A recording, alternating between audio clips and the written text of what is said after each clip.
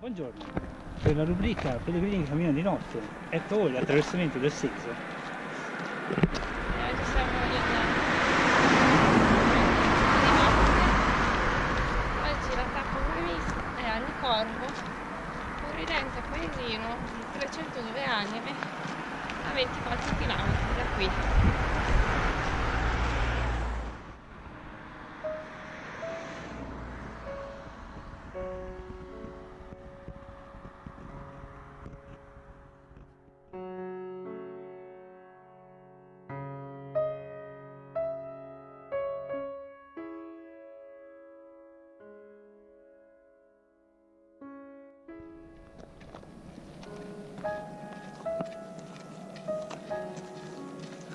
L'alba.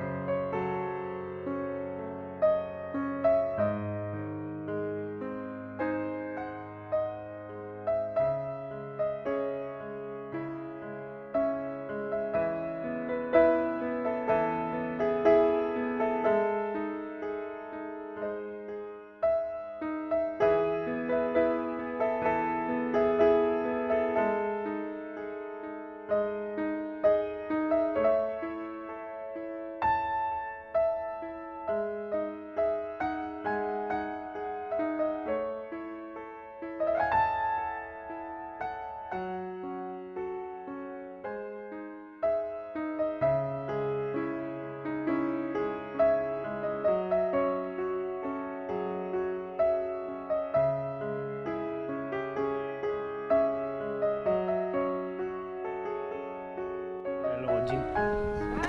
Garlasco. E che ora è? Non lo so perché non c'è l'orologio, però penso che siano le 6 meno qualcosa perché qualcuno, tipo me, è lento. Vabbè, però con calma ci si arriva. Adesso Ecco, smetti di fare lo scemo che cammina indietro, e torna normale. sto riprendendo la chiesa illuminata di Nicorvo dove hanno dormito stanotte. Va bene.